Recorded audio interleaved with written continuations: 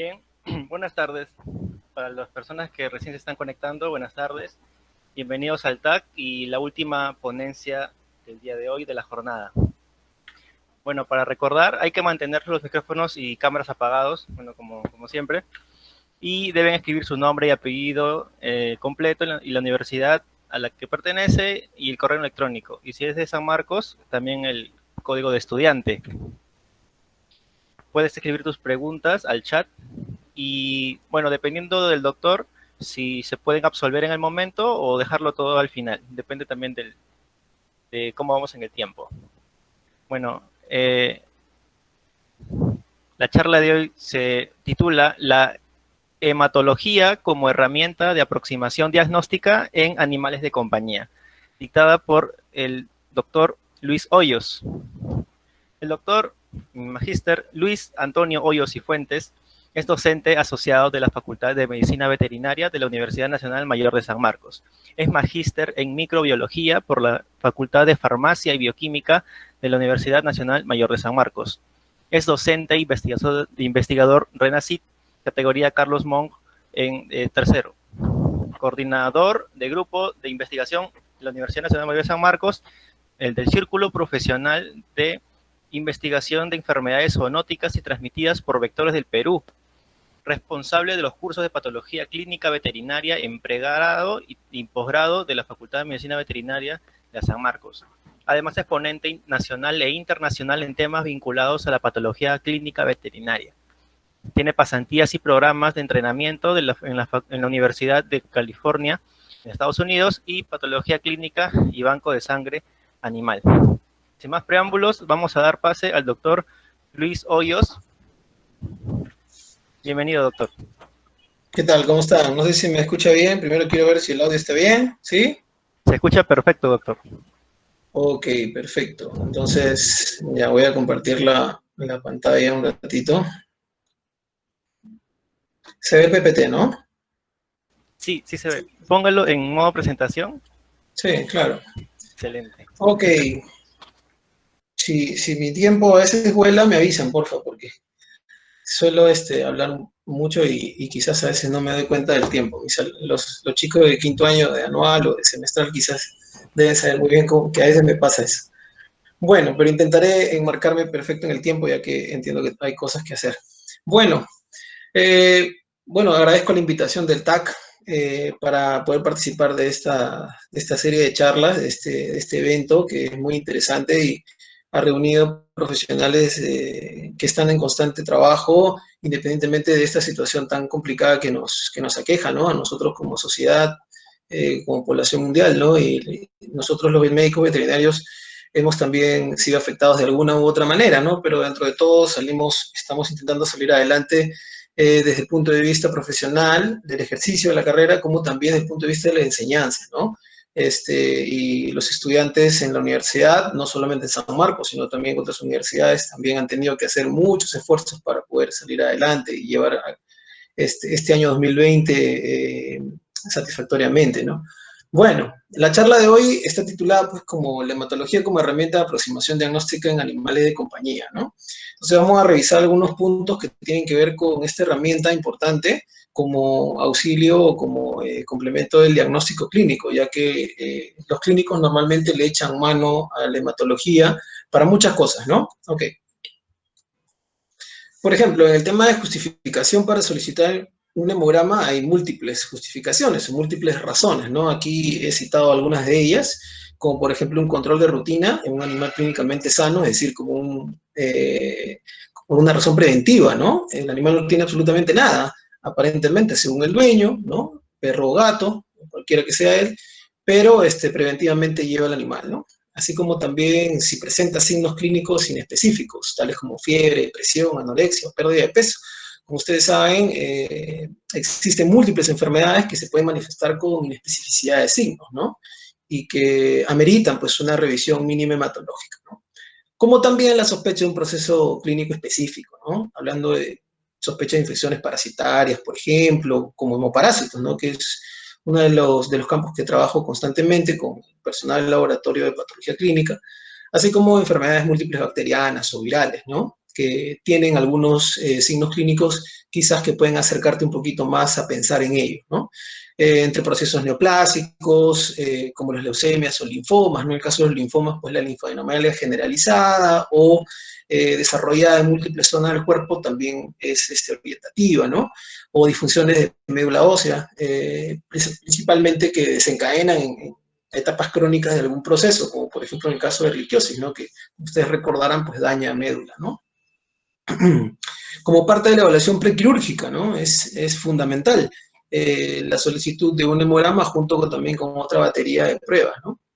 Como también parte de la evaluación de casos de emergencia o de urgencias, ¿no? En centros de este tipo tienen que también estar de todas maneras ciertos parámetros, sino todos los valores que un hemograma uno puede encontrar, ¿no? Como también, como parte de la evaluación prefarmacológica, es decir, previo a una terapia ante un proceso neoplásico, por ejemplo, también se justifica realizar un hemograma para evitar que alguna citopenia de repente, es decir, llámese o entiéndase reducción de alguna de las series circulantes, pueda verse mucho más afectada producto del efecto de algún tipo de fármaco ligado a contrarrestar la neoplasia, ¿no? Respecto a la conservación y envío de las muestras, pues algo bastante genérico, mientras más rápido se pueda hacer, por ejemplo, un frotis sanguíneo para poder evaluar morfología, entre otros detalles que vamos a ver más adelante, es lo ideal, ¿no? Yo recomiendo, como también lo pueden encontrar en la literatura, pues como máximo en 1 hora, realizar un frotis sanguíneo fijado en metanol de ser posible, si no, simplemente con hacer el frotis antes de la hora de haber colectado la muestra es ideal, ¿no? Posteriormente, para recuentos celulares, una muestra te puede aguantar entre 4 a 5 días a temperatura de refrigeración, es decir, a temperatura de 2 a 4 grados centígrados para recuentos celulares. Pero en el tema de morfologías es vital hacer un frotis antes de la hora de colectada la muestra, ¿no? Y para eso, siempre y cuando tengamos pues un laboratorio dentro o un mini laboratorio dentro de la consulta clínica. Pero si tenemos un laboratorio externo que es de nuestra confianza, en nuestra ciudad, por ejemplo, que es Lima, o entiéndase también cualquier otra ciudad o lugar, ¿no? Donde esté la clínica veterinaria o el consultorio veterinario, pues mantener la muestra a temperatura ambiente. Uno de los principales errores quizás sea ese, ¿no? El pensar de que tengo que refrigerar la muestra inmediatamente después de colectada. No, y no es así. La muestra puede mantenerse a temperatura ambiente hasta que normalmente la recogen, que el promedio de tiempo de recojo varía, fluctúa mucho, ¿no?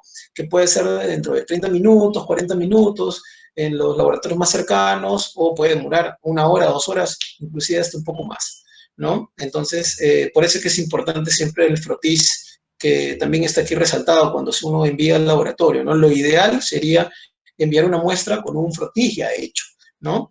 Debido a los cambios morfológicos que se van a dar dando en la muestra de las células producto del efecto del EDTA, ¿no? Y bueno, esperar el recojo de las muestras, ¿no? Esto sería lo ideal, es lo recomendado, ¿no? Muchas veces por la rapidez en el trabajo no se hace un frotis o porque se tiene el conocimiento de cómo hacer un frotis. Pero haciendo esto y que el laboratorio también promueva la recepción de frotises hechos en consulta, ayuda mucho a que se puedan presentar informes hematológicos de mayor calidad. Respecto al procesamiento, pues algo bastante rápido. La metodología clásica estandarizada hasta el día de hoy las metodologías son múltiples dentro de los grupos de pruebas clásicas, ¿no? Como para determinar hematocrito, hemoglobina y los contagios o recuentos celulares. Hasta el día de hoy se mantienen y son pruebas estándar que laboratorios tanto de uso humano como de aplicación veterinaria realizan.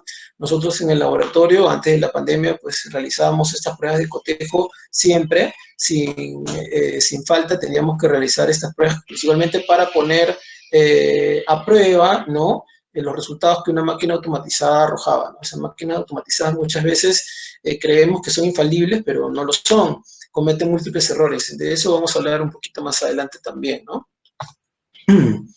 Ok, por ejemplo, en esta imagen, ¿no? Para que veamos la utilidad un poco y el abordaje inicialmente de un paso fundamental en la parte hematológica es la determinación de hematocrito, ¿no? Creo que más de uno debe estar relacionado a esto, y ustedes pueden ver, por ejemplo, que la evaluación del plasma es fundamental. Aquí vemos a la izquierda, empezando desde este punto, voy a poner el puntero porque no lo había activado, perdón, un ratito. Acá está.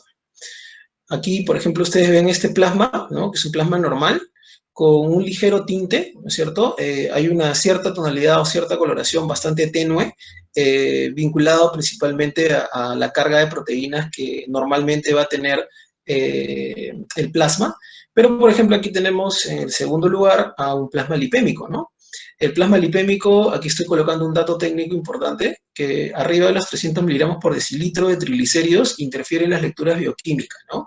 Es un interferente importante que hay que tener en cuenta. Por eso la lipemia hay que chequearla como dato que va a complicar o que potencialmente puede no solamente representar un problema en el animal, sino también a complicar lecturas a nivel bioquímico, ¿no? Porque obviamente sabemos que un desorden lipídico está vinculado pues, a un trastorno metabólico, ¿no? Ya que es una alteración de la circulación grasa, ¿no? De las moléculas grasas. Así también en el tercer hematocrito, el tercer plasma que estamos viendo, pues un plasma hemolítico o plasma hemoglobínico, que podría estar vinculado pues, a un cuadro de hemólisis, como también un mal manejo de la muestra, ¿no? En el cual quien utiliza, por ejemplo, mecheros para poder sellar los capilares del hematocrito pueden erróneamente interferir en este valor al momento de maltratar la muestra y quemarla, ¿no? Pero si fuese un plasma hemolítico realmente obtenido, también interfiere en las lecturas bioquímicas, la interferencia también es alta, así que estos plasmas también tienen que evitarse si es que se trata de un artefacto, es decir, provocado por un mal manejo en el laboratorio. Y los plasmas ictéricos, pues que están relacionados a las enfermedades usualmente hepáticas y o hemolíticas también, ¿no? Debido a la concentración elevada de bilirrubina que se puede tener en el plasma, ¿no? Estoy hablando de plasma, evidentemente, porque estamos trabajando muestras con anticoagulante. En cambio, las muestras de suero se obtienen en un producto o en un tubo en el cual no hay anticoagulante de por medio, ¿no? Entonces, inicialmente tenemos que crear un abordaje sobre si es que estos hallazgos son normales o patológicos, ¿no? Si fuese, por ejemplo, en el último capilar un equino, estaremos hablando de un hallazgo normal, ¿no? Porque los equinos, por ejemplo, tienen índices ictéricos altos. Pero ahorita vamos a concentrarnos un poco en perros y gatos, ¿no? Cualquiera de los hallazgos que tengamos en el segundo ejemplo, tercero o cuarto, si es que no hay un mal procesamiento de la muestra, pues son considerados patológicos, ¿no? El normal es el primero que tenemos aquí. La metodología automatizada es una herramienta importante, como les mencionaba, pero en muchos de los casos tiene que ser cotejada. ¿Por qué? Porque la mayoría de casas comerciales, obviamente, pues ofertan estas máquinas, pero mucho tiene que ver el factor económico. Entonces, el factor económico a veces es una gran limitante para poder comprar una de estas máquinas. Y las que están en menor precio en el mercado son de origen asiático, por ejemplo, lo digo por experiencia, ya que hemos estado también necesitando renovar nuestros equipos en el laboratorio. Y muchas veces tenemos que cotejar ciertos valores, principalmente como el dato de hematocrito, como los recuentos, por ejemplo, plaquetarios. En cambio, para los recuentos de leucocitos es bastante acertada. Pero dentro de las metodologías automatizadas también tenemos metodologías láser, ¿no? En el cual ya el grado de acierto es mucho mayor, ¿no? Por ejemplo, recuerdo mucho que fueron al laboratorio también, inclusive la clínica de menores utiliza una de estas máquinas de los laboratorios IDEX. Esa metodología es mucho más certera, ya que aquí, por ejemplo, para recuentos celulares se utiliza el método de impedancia, ¿no? Que te infiere dos cosas, contaje y tamaño, ¿no? Pero estas metodologías láser también profundizan o van más allá porque miden granularidad, es decir, densidad citoplasmática, densidad nuclear, que puede generar una mejor clasificación celular, pero no implica de que reemplace a la observación de un patólogo entrenado, por ejemplo, ¿no? Otro punto importante es el uso de los calibradores, fundamental, porque ¿cómo saber si la máquina está realizando un recuento adecuado o no? ¿Cómo saberlo? Pues teniendo calibradores propios de la marca, ¿no? En el cual son estándares para poder chequear si es que la máquina está realmente leyendo lo que debería, ¿no? Y no arrojándonos un valor del cual, como no podemos cotejarlo, confiamos a ojo cerrado, ¿no? Entonces, he visto múltiples resultados de laboratorio hechos en máquinas automatizadas, independientemente del origen, es decir, de la nacionalidad donde hayan sido manufacturados, que evidentemente no concuerdan los datos, ¿no? Y es porque tienen que ser cotejados muy probablemente algunos de ellos, ¿no? Por lo tanto, la detección de alteraciones en frotices sanguíneos resulta ser importante, ¿no? Más que importante, trascendente o dirimente, ¿no? Aquí tenemos un par de ejemplos. Este es un caso que tuvimos hace un par de años, más o menos, Es una leucemia de linfocitos granulares. Ustedes pueden observar en el fondo pues, una gran cantidad de células mononucleares con gránulos citoplasmáticos o citoplasma basófilo, ¿no? Esta leucemia fue interesante en un perrito, ¿no? Y aquí a la izquierda ven un caso de un gatito con un disbiodo a la izquierda degenerativo, ¿no? ¿Y por qué degenerativo? Porque la población de células inmaduras era bastante superior a las de células maduras, ¿no? Algo de eso vamos a ver un poquito más adelante, ¿no? Porque evidentemente el tiempo es un poco corto y trataré de compactar un poco la información necesaria para aproximarnos un poco al diagnóstico, ¿no? Ya que es el objetivo de la charla, ¿no?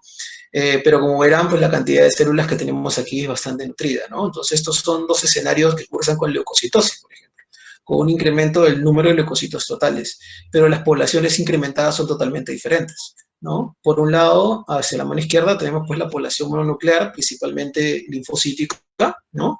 Independientemente de los cambios morfológicos que hay en esa población, es un patrón linfocítico, y a la mano derecha tenemos pues un patrón neutrofílico, ¿no?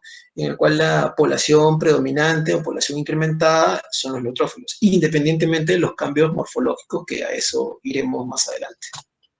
¿Okay?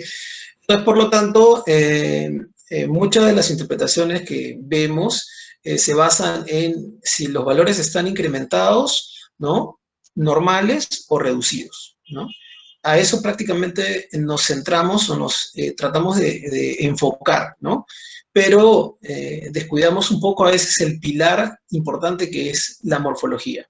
¿A qué voy? Porque podría existir que todos los valores estén normales, ¿no es cierto? Pero sin el dato de morfología o sin la información morfológica celular, podemos alejarnos muchísimo del diagnóstico o ayudar de sobremanera al clínico a poder llegar al diagnóstico. ¿Por qué? Porque al final este es un binomio de trabajo, tanto el personal de laboratorio, es decir, los patólogos clínicos, junto con un clínico responsable a un paciente, ¿no? Tanto sea un perrito o un gatito, ¿no? Entonces, en cualquiera de las series vamos a poder interpretar valores reducidos, aumentados o normales de ciertos parámetros, ¿no es cierto? Que vamos a ir viendo en el transcurrir de la charla, y vamos a tener que tomar una decisión sobre qué camino seguir o qué ruta seguir para aproximarnos al diagnóstico, ¿no? Pero como pilar importante la morfología. Considero hasta el día de hoy, en los años de experiencia que tengo en el ejercicio de la patología clínica, que la morfología celular es dirimente, ¿no? Es muy importante. Como también lo son la determinación de valores incrementados o reducidos en los parámetros, sí, pero la morfología resulta ser una ayuda o una herramienta importantísima. Entonces ahí viene mucho la experiencia, ¿no? De poder identificar los cambios a nivel morfológico. Bueno, pasemos a hablar un poquito de serie eritroide, ¿no? O serie roja o evaluación de glóbulos rojos. No olvidar esto, es fundamental, ¿no? El equilibrio que hay o la relación que hay entre las células circulantes, que son las que nosotros vamos a poder determinar en sangre periférica, es decir, el contagio de glóbulos rojos, por ejemplo, el dato de hematocrito y la cantidad de hemoglobina, así como sus subsecuentes índices eritrocíticos, ¿no? Que son cálculos a partir de estos tres valores iniciales, pero tenemos que entender de que esos parámetros están sujetos a qué cosa. Que están sujetos aquí a la mano izquierda que tenemos a la médula ósea, ¿no?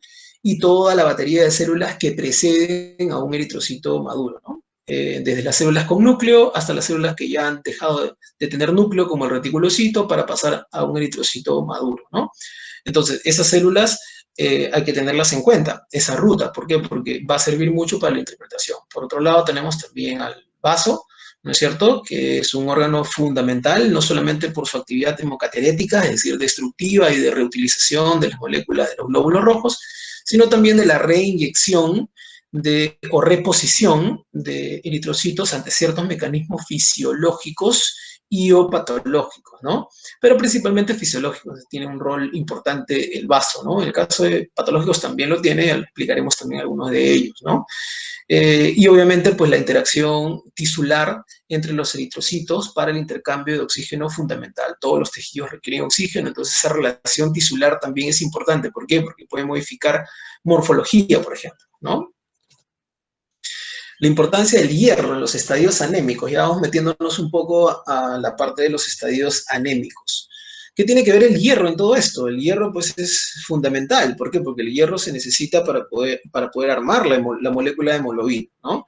Entonces, el hierro, obviamente, pues, va a entrar al sistema por una fuente nutricional, ¿no? pero evidentemente esa fuente nutricional va permitiendo que las moléculas vaya distribuyéndose en el organismo, ¿no? Pero en teoría, o para que se entienda un poco, el hierro cuando ya está en el sistema no puede perderse, ¿no es cierto? Es decir, se mantiene una tasa estándar de concentración de hierro, solamente que se moviliza. ¿Cuáles son los problemas importantes? Cuando no existe una asimilación correcta del hierro, o cuando no existe un transporte correcto del hierro, o cuando hay una pérdida del hierro, ¿no es cierto? Entonces, cuando se pierde, ¿y cuál es la razón fundamental para perder el hierro desde el punto de vista hematológico? Sangrados, ¿no es cierto? Hemorragia. Entonces aquí vemos, por ejemplo, en este cuadrito sencillo, compacto de metabolismo del hierro, que pues empieza con el tracto gastrointestinal, ¿no? Con la asimilación y luego con su transporte directamente vía transferrina, ¿no? Hacia los precursores de eritrocitos en médula ósea para poder ensamblar la molécula de hemoglobina. Una vez que esta molécula de hemoglobina se ha logrado conformar, ¿no? Junto con la globina, entre otros componentes, ¿no? Van a circular en los eritrocitos para facilitar la asociación y la disociación del oxígeno, ¿no? Y posteriormente estos eritrocitos, cuando ya culminan su tiempo de vida, que en promedio son de 100 a 110 días en el perro y 70 a 73 días en el gato, por ejemplo, tienen que ya pasar a mejor vida, y para ello entran los macrófagos para poder reutilizar entre todas las moléculas del glóbulo rojo, principalmente el hierro, ¿no? Creando depósitos de ferritina o de hemosiderina. Entonces acá a la derecha, por ejemplo, vemos ya una imagen un poco más ampliada del macrófago, en el cual ingresa un glóbulo rojo, ¿no? Es degradado, los componentes son degradados, los componentes del glóbulo rojo, ¿no es cierto? Pero lo que nos importa es justamente los que están vinculados al hierro, ¿no? Y estos se almacenan como ferritina o como hemosiderina en el macrófago, ¿no? Pero evidentemente el macrófago ahí funge de un transportador o una fuente o una reserva de hierro para el cuerpo, ¿no? Es una célula fundamental, por eso es que en médula ósea existen lo que se conocen como nichos o islas eritroides, en el cual un macrófago está rodeado de un conjunto de células en desarrollo de ser eritroide, ¿no? Es fundamental por el transporte del hierro, así como también para la eliminación de los núcleos, ¿no? Que al final desprenden. Ahora, este hierro tiene que ser transportado y tiene que ser canalizado, pues, o llevado hacia los puntos en el cual más se necesita, ¿no? Que principalmente su fuente está en médula ósea para el armado de hemoglobina. Entonces, tiene que tener un transportador como la transferrina, ¿no? Que tenemos aquí. Y el canal, evidentemente, es en la ferroportina, ¿no? Entonces, muchas veces, ya vamos a ver, en escenarios inflamatorios, por ejemplo, existe aquí un problemilla justo vinculado a esta molécula que se llama acá epsidin. Eso lo vamos a ver en un ratito más adelante. En los cuadros inflamatorios, es importante para poder entender por qué es que el hierro... respecto a las pérdidas de sangre, tenemos que más o menos dividirlas, pues, como hemos mencionado, ¿no? Que esto está vinculado un poco a la caída del volumen, ¿no?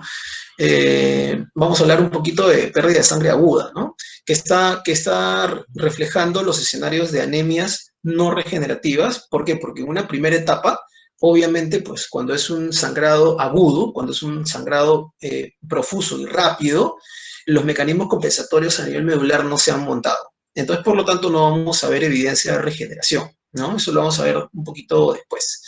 Entonces, en un escenario de pérdida de sangre aguda, es decir, rápida, un politraumatismo, por ejemplo, ¿no? ¿Qué es lo que va a pasar? Lo que va a pasar es que va a haber una caída repentina de la volemia, ¿no es cierto? ¿Y qué va a generar en esa caída repentina de la volemia? Va a generar, veamos, con el tiempo, ¿no? Que aproximadamente este tiempo es corto, ¿ok? Estamos hablando aproximadamente en los escenarios en el que todavía no se han cumplido de 3 a 4 días, es decir, un sangrado que, por ejemplo, es rápido, que es máximo de un día, ¿no? O 2 días, estos mecanismos van a encajar perfecto. Entonces, ¿qué es lo que va a pasar acá? Al momento de que el volumen de sangre, ¿no? Profuso ha salido del sistema, el líquido extracelular, ¿no? O el fluido extracelular, ¿no? A nivel extravascular, va a entrar hacia los vasos sanguíneos. ¿Y qué va a causar?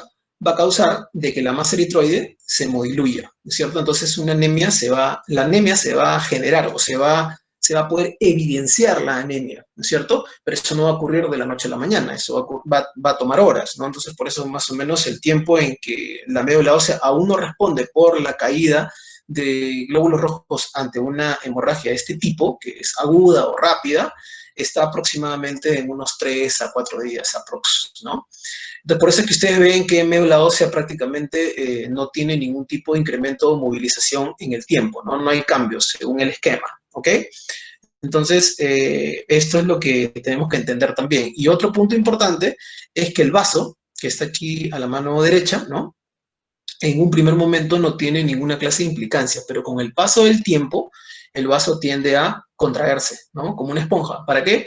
Para intentar inyectar la masa eritroide que tiene de reserva, que puede llegar a tener hasta el 50% de la masa circulante en reserva, para suplir.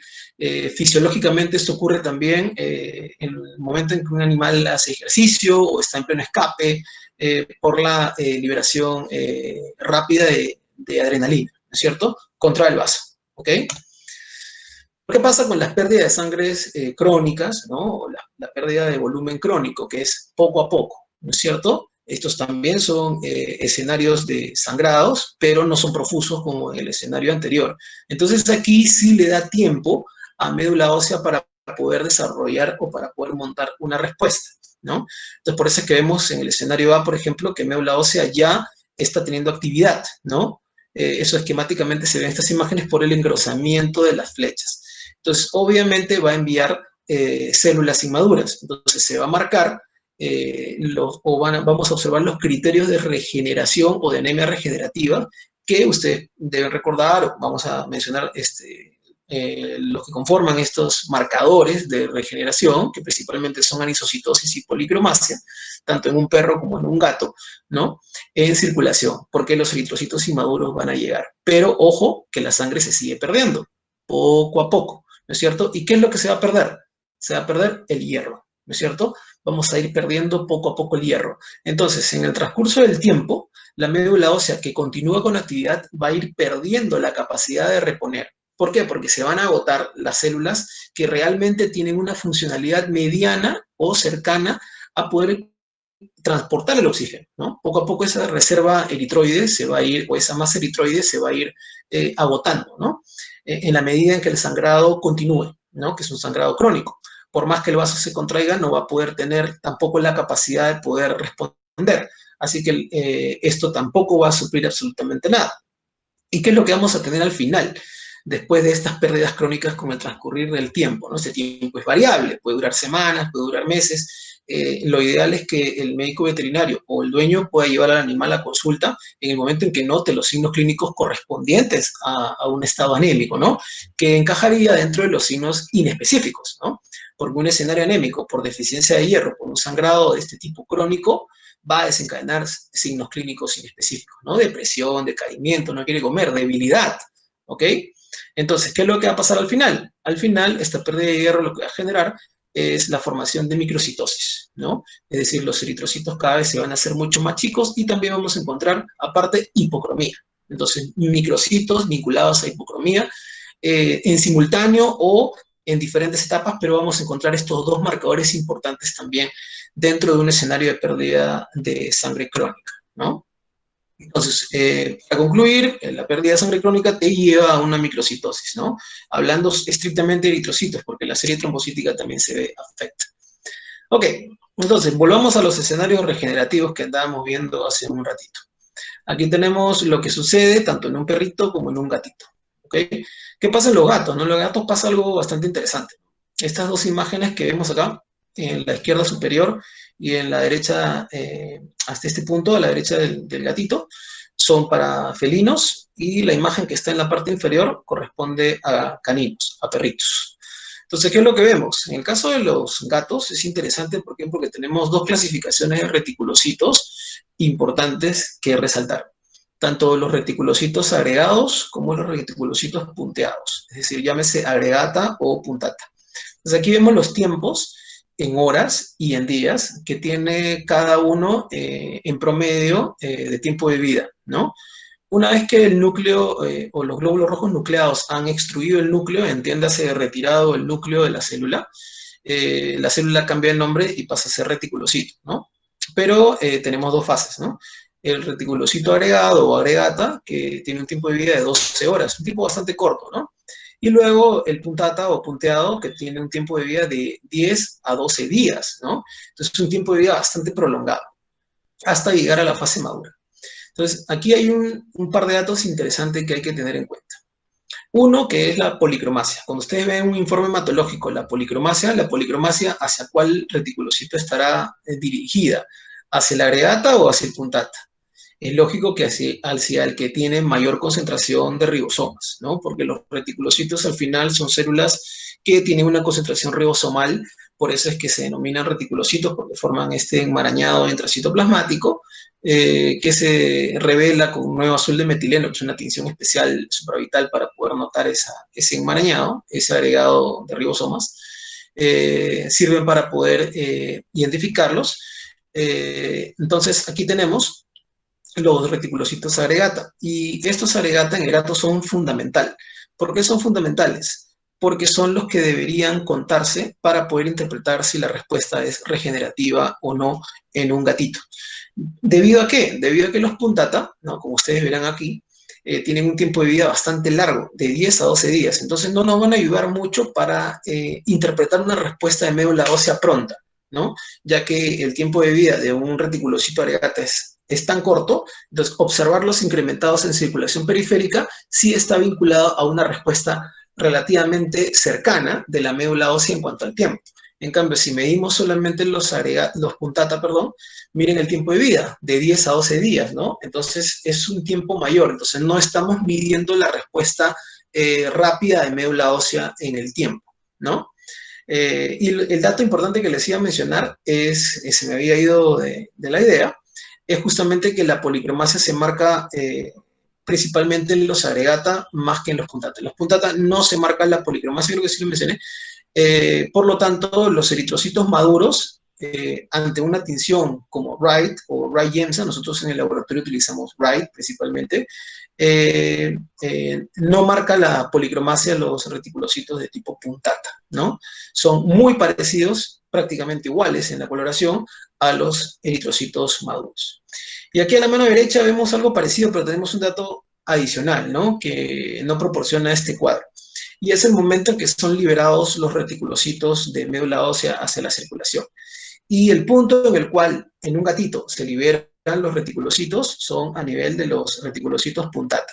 ¿Qué quiere decir? Con mayor razón, los agregata deberían estar en médula, ¿ok? Más no circulando. Los que deberían estar circulando, vean acá, que el punto de corte punteado, ¿no? Divide el claustro medular esquemáticamente de sangre. Y acá abajo vemos en sangre que tenemos a los reticulocitos de tipo punteado, que deberían circular, ¿no es cierto? ¿Ok?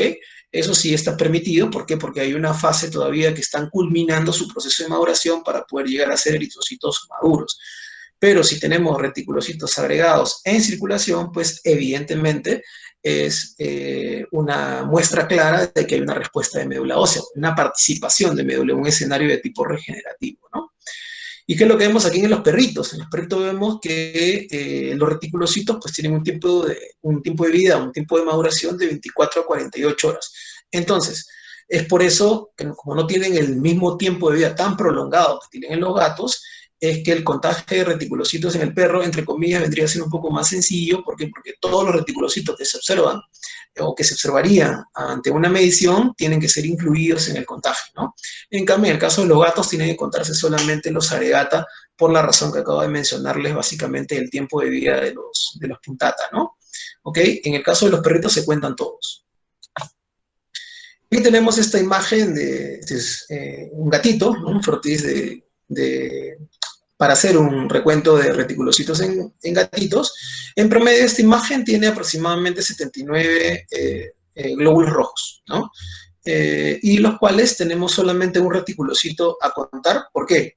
Porque es agregado. Vean acá, en flecha roja, es un reticulocito agregata, mientras que los que están en verde, acá, son reticulocitos puntata. Entonces, si vamos a obtener el porcentaje de reticulocitos, considerando solamente los agregata, tenemos 1 en 79, ¿no? Entonces, esto correspondería aproximadamente a 1.3, 1.20 y tantos, 1.3%, ¿no? Que para un promedio, un porcentaje aceptable de reticulocitos se acepta hasta el 1%. Estaremos por encima. Pero ojo que este porcentaje de reticulocitos tiene que ser reajustado o corregido. ¿Por qué? Porque si el hematocrito de este animal es normal, ok, podemos considerar el resultado sin corregir. Pero si el dato de hematocrito es reducido, es decir, corresponde a un animal anémico, tiene que haber un factor de corrección, ¿no? Más adelante creo que lo voy a mencionar cuando hablamos de algunas formulillas importantes, pero lo voy anticipando que tiene que ver con el porcentaje obtenido, en este caso vendría a ser 1.26, sacamos el cálculo entre 79 con el dato de reticulocitos obtenido, ¿no? 1.26 aproximadamente, y ese dato que es porcentual, ¿no? Ese dato tiene que multiplicarse por el valor de hematocrito del animal, ¿no? Que vendría a ser un animal anémico, entiéndase, sobre el hematocrito normal para la especie, ¿no? Que promedio un gato tiene de hematocrito promedio 38%, ¿no? Entonces, entre 36 y 38%, entre esos dos datos se pueden utilizar como para más o menos corregir el porcentaje de reticulocitos, ¿no? Si bien es cierto, los laboratorios cuando le piden recuento de reticulocitos, o bien lo pueden dar en porcentaje o bien lo pueden dar en absoluto. Acá arriba está el absoluto, ¿no? Que el punto de corte correspondería a 80.000 en perros, es decir, respuestas no regenerativas están en menos de 80.000 reticulocitos por microlitro y menos de 60.000 en gatos reticulocitos. Entiéndase qué tipo de reticulocitos, reticulocitos agregata, ¿no? Respecto a las anemias hemolíticas, que también son parte de los escenarios regenerativos, pues tenemos las respuestas que tienen que ver con destrucción de glóbulos rojos. Y esta destrucción puede ser inmunológica, como la tenemos en la mano derecha, como también puede ser física o mecánica, mejor dicho, producto, por ejemplo, de coagulación intravascular diseminada. En este caso estamos a la izquierda mostrando un ejemplo de formación de esquistocitos, así como de esferocitos, productos de barra de fibrina. Y estas barras de fibrina, obviamente, son literalmente estructuras que impiden el pase de los eritrocitos o el flujo de los eritrocitos y se desarrollan en coagulaciones intravasculares diseminadas, ¿no? En escenarios inflamatorios sistémicos muy marcados, ¿no? Pero también se pueden desarrollar en patologías que tienen tortuosidad vascular, como los hemangiosarcomas o algún tipo de problema inflamatorio crónico a nivel hepático, a nivel renal, por ejemplo, que también pueden generar este tipo de imágenes, ¿no? En el cual haya una alteración de la membrana citoplasmática al punto de generar ruptura, ¿no? Pero en el escenario de la mano derecha, pues el sistema inmunológico es el encargado de generar una fagocitosis parcial, perdón, de los glóbulos rojos, formando, como ven aquí en la parte baja, los esferocitos, ¿no? Que son un indicativo importante de fagocitosis extravascular. Como también se puede dar fagocitosis, hemólisis intravascular, pero generado principalmente por el depósito de anticuerpos o complejos inmunológicos en el glóbulo rojo, generando también que se realice un ataque o destrucción dentro de los vasos sanguíneos, ¿no? Bueno, las anemias no regenerativas o los escenarios no regenerativos principalmente están relacionados a tanto afectaciones de médula ósea, ¿no? Problemas que tengan que ver con el origen o con la fuente o la matriz de desarrollo de glóbulos rojos, como también escenarios crónicos de larga data como inflamaciones, por ejemplo, generadas por una infección crónica o por inflamaciones tisulares o problemas a nivel de órganos que tengan un tiempo prolongado y que desarrollen una anemia de base. ¿Como cuál, por ejemplo? En el ejemplo de un escenario inflamatorio, como también la sobresaturación de hierro, pero generalmente vamos a centrarnos en el escenario inflamatorio, ¿no? Hay una sobreexpresión, ¿se acuerdan que le dije, acuérdense esta molécula del hepcidin? Ok, esta molécula hepcidin es generada o producida por los hepatocitos. ¿Y qué es lo que hace esta molécula? Este es un antagónico, es una molécula que corta un ciclo de transporte de hierro. ¿Por qué? Porque se une a la ferroportina a nivel de ¿dónde? A nivel de los enterocitos, es decir, para que se corte el ciclo de exportación del hierro a partir de la absorción del enterocito a nivel gastrointestinal. Pero también lo hace al nivel del macrófago. ¿Para qué? Para también corte la exportación de hierro a partir del macrófago. O sea, el macrófago acumularía hierro constantemente, pero no tendría cómo liberarlo para poder dirigirlo o compartirlo, por ejemplo, con los precursores eritroides. En otras palabras, el circuito del pasaje de hierro de célula a célula se corta. ¿Por qué? Por la sobreexpresión de hepcidin que es generada por un escenario inflamatorio, ¿no? Entonces, una inflamación de base te genera una anemia. Por eso es que estas anemias se llaman anemias por inflamaciones crónicas, ¿no? Entonces, generada por la sobreexpresión de esta molécula. En el tema de los poiquilocitos, vimos un poquito respecto a las respuestas hemolíticas en un par de diapos antes. Tenemos una lista larga, ¿no?, de poiquilocitos, entre los cuales principalmente lo que tenemos que entender es que los poiquilocitos se generan por afectaciones a la membrana, ya sea afectaciones que tienen que ver con el daño directo a la membrana, es decir, un daño mecánico, o un daño que tiene que ver con una sobreexpresión o una sobreacumulación de algún tipo de componente a nivel de la membrana, o por algún tipo de deficiencia, por ejemplo, de energía, como el ATP, ¿no? O alguna disfunción enzimática en las bombas sodio-potasio, por ejemplo, que son fundamentales, ¿no? Pero la mayoría están vinculadas, pues, a o daños oxidativos, o daño a nivel de médula ósea generado por acción mecánica, o por algún tipo de sobreexpresión, por ejemplo, como incremento de colesterol, por ejemplo, como ocurre en los acantocitos, ¿no? O también como ocurre en los equinocitos, ¿no?, que también, y junto con los estomatocitos, que tienen que ver con la capa lipídica, con una expansión de capa lipídica, ya sea externa o interna, ¿no? Esto es interesante. Los cristales de hemoglobina también, que lo he visto constantemente en algunas patologías asociadas en gatos, principalmente de tipo metabólica, ¿no?, pero con origen o causas inciertas. En algunos casos los poiquilocitos está clara por qué se dan. Por ejemplo, en el caso de los dacriocitos, ¿no?, por pases de sinusoides tortuosos o dificultosos en mielofibrosis, o también provocado por inflamaciones de vaso, ¿no?, en los casos de esplenomegalia. Entonces, cuando hay una inflamación orgánica, en la membrana de los glóbulos rojos se puede ver afecta. Pero ustedes saben que los glóbulos rojos tienen una resistencia importante por el flujo constante que tienen que tener día a día. Tienen un tiempo de vida promedio entre 100, estamos hablando de los perros, 70 días en los gatos, ¿no? Entonces, todo el tiempo circulando, tienen que tener una resistencia importante a nivel de membrana. O sea, están diseñados para eso. Pero cuando existe un órgano inflamado, un órgano en el cual la vascularización no es normal, ¿no es cierto?, entonces esa resistencia va a ir flaqueando poco a poco y puede modificar la membrana, ¿no? Aquí algunos ejemplos gráficos que en los informes de hematología pueden observar, como por ejemplo aquí los excentrocitos, ¿no?, que tienen que ver con la oxidación de la membrana. Esta membrana fusionada, por ejemplo, que ustedes ven acá, ¿no?, que parece una boquita de pato. Estas membranas fusionadas tienen que ver con la oxidación de la membrana citoplasmática, ¿no? Y esto se puede ver también con 9 azul de metileno. Acá abajo tenemos los target cells, o también llamados covocitos, ¿no?, que obviamente son una deformidad o un cambio a nivel de membrana, producto también de fallas a nivel de sobreexpresión de las capas lipídicas, ¿no? Aquí tenemos los acantocitos, que tienen que ver con el acúmulo de colesterol a nivel de las membranas, los queratocitos, que están relacionados también con problemas de barras de fibrina, por ejemplo, coagulación intravascular diseminada o enfermedades sistémicas en general, ¿no?, porque va modificando la morfología del glóbulo rojo. Los esquistocitos, que también están vinculados a la destrucción mecánica o por barra de fibrina también, como también los equinocitos, ¿no?, que tienen que ver mucho también con las acumulaciones o con las fallas en las capas lipídicas, ¿no?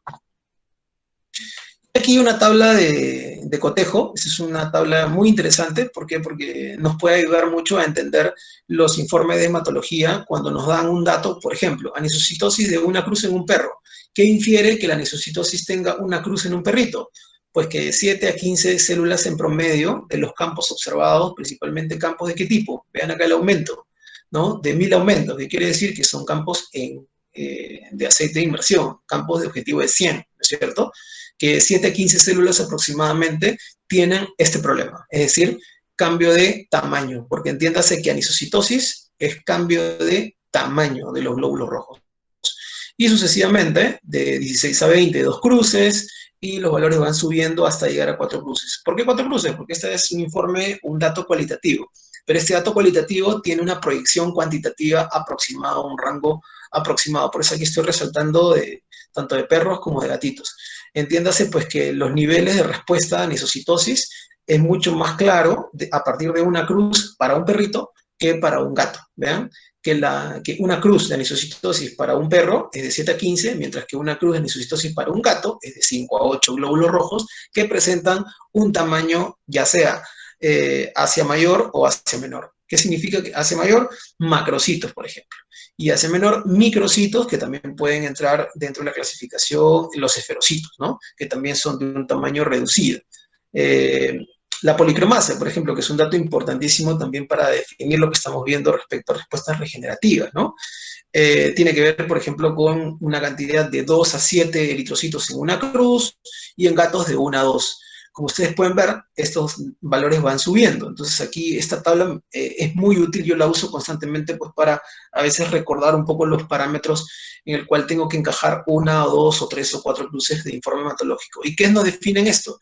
Nos definen pues una respuesta regenerativa, tanto la anisocitosis como la policromasia.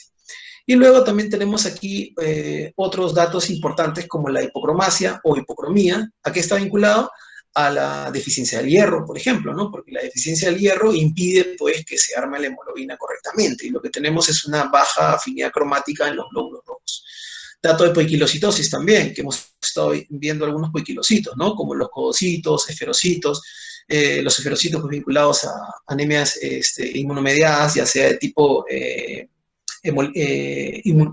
tanto por parte del sistema inmune como también sin un rol inmunológico estrictamente, porque puede ser también que un fármaco o un tóxico esté destruyendo los glóbulos rojos, ¿no? Como los equinocitos también, que también los hemos revisado. Entonces es una tabla guía muy interesante. Respecto a la eritrocitosis, es decir, el incremento del volumen o la cantidad de la masa eritroide en circulación, pues hay diversos mecanismos que están involucrados, ¿no? Y aquí voy a reducirlos en dos mecanismos importantes que tienen que ver con la eritrocitosis relativa y absoluta, ¿no? Y dentro de la relativa, pues están los datos que tenemos en la parte superior, ¿no? Como la contracción esplénica que tenemos aquí en la parte superior derecha, básicamente pues por liberación de epinefrina, que permite que el vaso inyecte pues la reserva de glóbulos rojos que tiene, ¿no es cierto? Así como también los escenarios de deshidratación, ¿no? Estos son dos ejemplos clásicos de eritrosis relativa. Ante la deshidratación, evidentemente, pues el volumen de agua o de líquido se pierde y se concentran pues los elementos formes, pero no se van a concentrar solamente en los glóbulos rojos, sino también, por ejemplo, proteínas, ¿no? Que es un buen dato dirimente para poder saber si estamos frente a un escenario de deshidratación o no. Pero lógicamente eso tiene que también ayudarte en la parte clínica, la observación o revisión del animal. Otro dato fundamental o importante que también hay que tener en cuenta entre los escenarios de eritrocitosis es la eritrocitosis absoluta. Y aquí muestro dos ejemplos en la gráfica que tienen que ver con la eritrocitosis, por ejemplo, generada por el incremento de eritropoyetina, ¿no? Que en la tabla de la derecha están vinculados al punto 3 y punto 4, ¿no? Tanto la hipoxemia generada por el incremento de eritropoyetina o la producción de eritropoyetina, ya sea por algún tipo de patología pulmonar o por el viaje, por ejemplo, a una zona de altura, ¿no? En que la eritropoyetina tiene que elevar la masa eritroide y la producción eritroide ante la falta, ante la hipoxia, ¿no? O también la eritrocitosis primaria, ¿no? Que tiene que ver con una producción medular que va a incrementar la masa eritroide circulante, pero no generada por un incremento estrictamente de la eritropoyetina, ¿no? Sino porque hay una hiperproliferación a nivel de médula, ¿no? Es decir, esto se da principalmente por una neoplasia, ¿no es cierto? Por una neoplasia hematopoyética de naturaleza eritroide a nivel de médula ósea. Ok. Conversemos un poquito de serie leucocítica.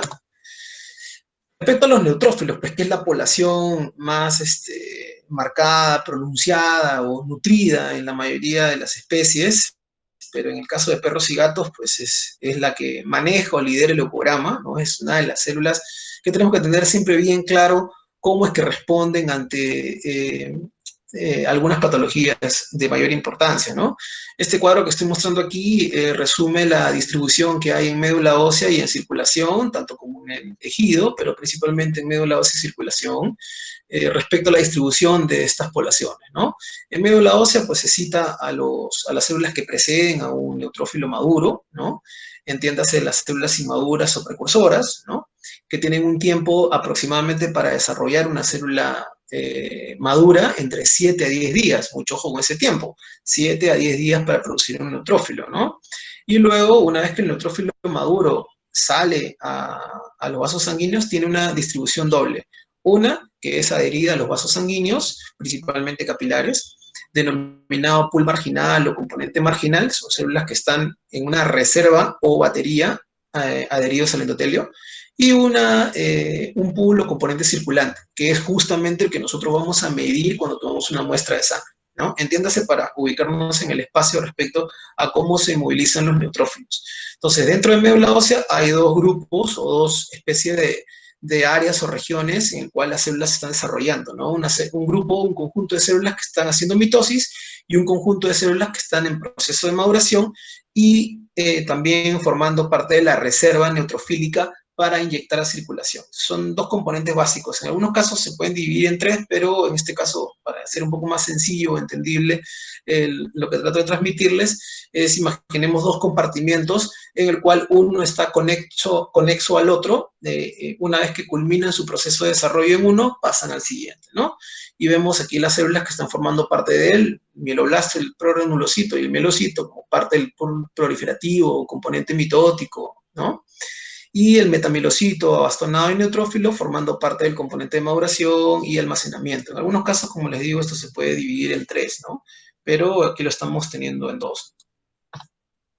Ok, en esta diapo estamos viendo algunos valores importantes que tienen que ver con las neutrofilias inflamatorias, que son escenarios bastante comunes, ¿no? Y entendibles.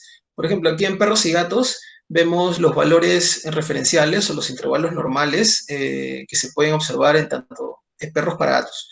Y aquí vemos los incrementos de una magnitud bastante común, ¿no? Es decir, rutinaria, que podemos encontrar entre 12.000 y 30.000 para un perro, entre 13.000 y 25.000 neutrófilos para un gatito. Entonces, estos incrementos son neutrofilias inflamatorias, ojo, pero que son comunes de encontrar. Algunos hallazgos neutrofilias de origen inflamatorio, ¿no? Que tienen que tener o que se presentan de manera ocasional, ¿no?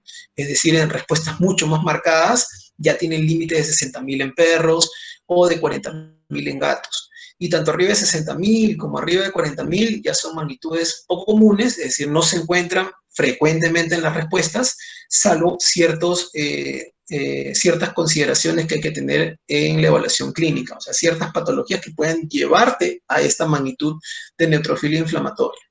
Aquí voy a tener un ratito, ¿por qué? Porque en este caso, los neutrófilos o el incremento de neutrófilos, entiéndase neutrofilia, como patrón leucocitario tiene que estar primero, recuerden bien, vinculado a la inflamación. ¿Por qué? Porque muchas veces decimos, los neutrófilos están incrementados, por lo tanto debe tener alguna infección. Entonces, ese es un error. Ahí, alerta roja. ¿Por qué? Porque lo primero que tenemos que pensar es en un escenario inflamatorio, ¿ok? Ahora, que ese escenario inflamatorio sea producido por una infección, entiéndase, viral, bacteriano, parasitaria, es diferente. Pero lo que genera el incremento de neutrófilos, que es una célula propia del sistema inmunológico innato, es un escenario inflamatorio, ¿ok? El procesamiento de esos antígenos, de existirlos, ¿no? Si es que es una bacteria, por ejemplo, un virus, el sistema inmune tiene las células responsables para poder manejar ese procesamiento, ¿no es cierto? Pero lo primero es que se desarrolle un escenario inflamatorio. Por lo tanto, las neutrofilias son señales inflamatorias o parte del leucograma inflamatorio. Entonces, aquí lo que vemos son algunos patrones de los patrones leucocitarios que podamos observar, empezando con el patrón inflamatorio, que cursa con leucocitosis, neutrofilia, desvío a la izquierda y eosinofilia. De estas combinaciones, las más comunes para definir un patrón inflamatorio estamos hablando de neutrofilia y desvío a la izquierda, vinculado a leucocitosis, siempre y cuando estemos en una primera etapa. Eso lo vamos a ver en un ratito, porque en etapas tardías, los escenarios inflamatorios, la leucocitosis puede normalizarse o inclusive caer en leucopenia, ¿no? Y el escenario inflamatorio seguir montado, solamente que no se ha solucionado el problema y con el tiempo pues se ha vuelto crónico y la respuesta leucocítica ya no es la misma que al inicio, ¿no? Entonces estos escenarios principalmente están vinculados o esta combinación a una inflamación de tipo aguda, ¿no? En cambio, las inflamaciones de tipo crónico, tardías, con un desgaste importante, ya vamos a ver algunos ejemplos de ello, la cantidad de leucocitos puede ir cayendo. Otro escenario importante es el escenario o leucograma de estrés o reacción esteroidea, ¿no? que generalmente es manejado por corticoides, ya sea por síntesis de corticoides endógena o por aplicación de corticoides exógenos. Aquí vamos a tener un patrón característico de linfopenia. ¿Por qué linfopenia? Porque la linfopenia normalmente es desarrollada por los corticoides porque generan linfólisis o arresto linfocitario a nivel de nodo linfático, ¿no? También vamos a encontrar eosinopenia, que puede o no hallarse en el leucograma, siendo el principal hallazgo de un leucograma de estrés o de reacción esteroidea de la linfopenia. Eso sí es importante tenerlo en cuenta. También vamos a encontrar neutrofilia, ¿no? Y esta neutrofilia no está vinculada estrictamente a un escenario inflamatorio, sino al efecto de los corticoides, ¿cierto? ¿Por qué? Porque la neutrofilia, ¿por qué se da? Porque los corticoides impiden la salida de los neutrófilos del vaso sanguíneo a los tejidos. Por lo tanto, los neutrófilos se elevan en circulación producto del efecto de estas moléculas, ¿no? Y ocasionalmente monocitosis, que también es parte, es observada dentro del escenario de reacción esteroidea. En las respuestas vinculadas a epinefrina o por excitamiento, por ejercicio, por escape, por ejemplo, ¿no? Allí las respuestas tienen que ver con el incremento en general de las poblaciones celulares en proporción, entiéndase neutrófilos y linfocitos. Por eso es que ustedes ven aquí que el patrón de una respuesta epinefrínica o por epinefrina, perdón, está vinculado a linfocitosis, leucocitosis, neutrofilia, es decir, las dos poblaciones más importantes de los leucocitos en un perro o en un gato se elevan, las dos juntas, ¿no? ¿Por qué? Porque es proporcional, ¿ok? Y también podría existir policitemia, evidentemente, porque como es una respuesta por epinefrina, recuerdo un cuadrito anterior en el que el vaso se contrae, ¿no es cierto? E inyecta más eritroide y podría generar, en algunos casos no, principalmente un escenario policitémico, ¿no? Entiéndase policitemia como eritrocitosis, ¿ok? Porque aquí me tendré un poquito debido al término, porque el término poli implica varios, ¿no? Y sistemia, pues presencia de células en sangre o incremento de células en sangre, ¿no? Entonces, pero en este caso la policitemia solo se refiere a una línea, que es la línea eritroide. Entonces, por lo tanto, el término más correcto sería eritrocitosis.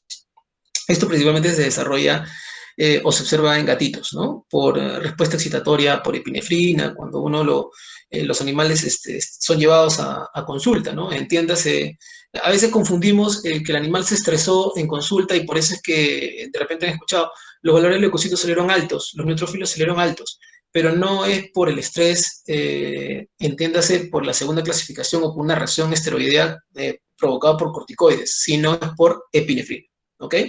Por eso es que se desarrolla ese escenario o ese leucograma. Y finalmente tenemos un leucograma toxémico en el cual vemos una buena cantidad de neutrófilos con características tóxicas.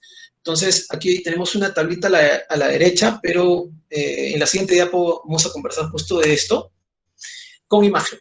Aquí tenemos a los neutrófilos tóxicos, ¿no es cierto? En la imagen.